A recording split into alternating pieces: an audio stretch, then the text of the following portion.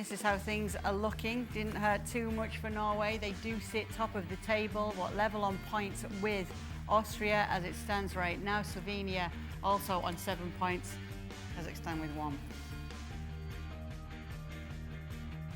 Just a reminder of what happened with Spain yesterday. They had that late 1-0 win over Denmark, but one of the stories coming out of this one is Lamine Yamal picking up a muscle injury during the game.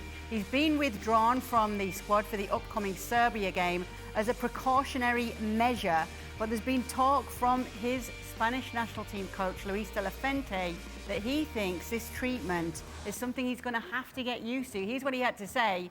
The referee has to protect these talented players, but Lamine has to get used to it. I had a teammate who used to say, "What do you want? Kisses from the opponents?" Teams use the weapons they can within the rules.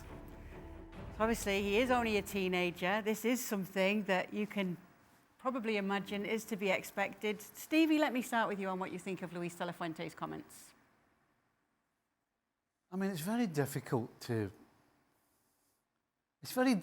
have that much sympathy, to be honest, because you can't go around kicking people today. You just can't. Lamine Yamal he's a big, strong boy. The game has changed compared to Stevie's day, and even compared to Ali's day, which is obviously more recent. I don't know if they had VAR and stuff when Venezuela were busy kicking lumps out of Lionel Messi, but certainly in the Confederation where Lamine Yamal plays, you're not going to target him with dirty stuff. Now, we live in an era where, you step on somebody's foot accidentally, it's a foul. All these changes have come along to protect the more talented players. We don't have debates about, did so-and-so intentionally hurt him? Yes, of course, there's still situations where it can happen, where people leave a foot in. But what we're talking about here with Christiansen is simply physical defending. And then it's a question for Lamine Yamal, do I want to pull out of this challenge? Not because I'm weak, but because I'm the best player on my team, or close to it. I am far more important to my team than Christiansen is to his team. So if we go in for 50-50 chances, and if there's even the slightest chance that I get hurt, I hurt my team more by getting injured more than the Christiansens of the world hurt their team if they get injured. I think it's as simple as that, and that's decision is that number 10s attacking players, these skilled players, those are decisions that they have to make because they carry the ball more. They will inevitably be tackled more, and it's not just Yamal. It's not just Yamal. I mean, Vinicius makes these decisions. Phil Foden makes these decisions.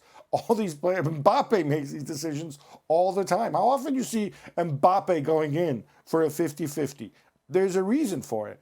Leave that stuff to your teammates or better equipped to it. And perhaps even, dare I say it, more expendable. You forgot to say, Gab, oi. Oi.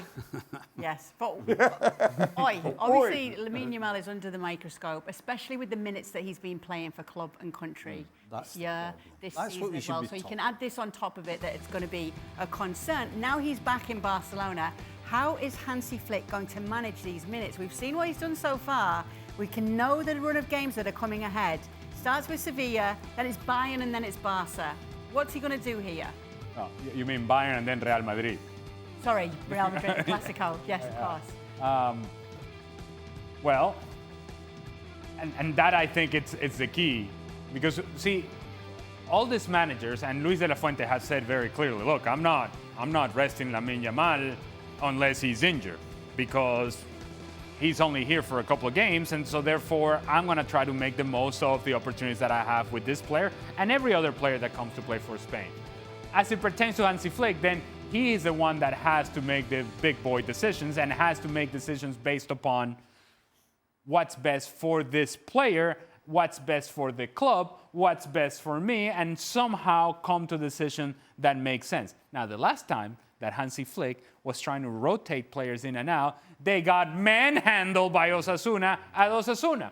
And so that leaves a taste that is not all that pleasant. And so obviously that brings attention to any time he goes to rotate players, the Catalan media will say, wait, last time we did this, didn't quite work. at some point you're going to have to rest Lamine Yamal. Would you rather rest Lamine Yamal against Sevilla or against Bayern and Real Madrid?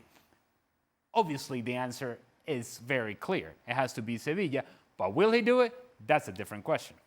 Surely with all the stats and all the equipment and all the doctors and all the physios and everything else, surely they have all of these stats.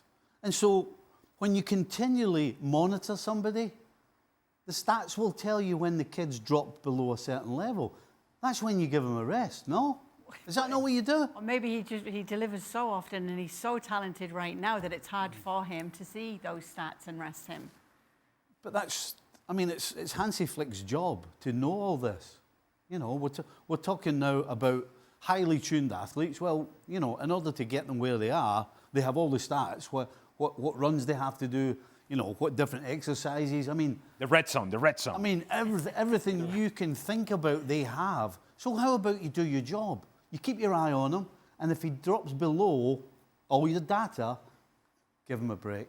Don't pull him out when he's flying. I mean, that's never made any sense to me. Look at you, the data guy, huh? Data guy. You're a metrics guy now. Metrics guy, You've got to be careful with the load management. Yes, load management, Stevie Nicol. Got to manage that load very well.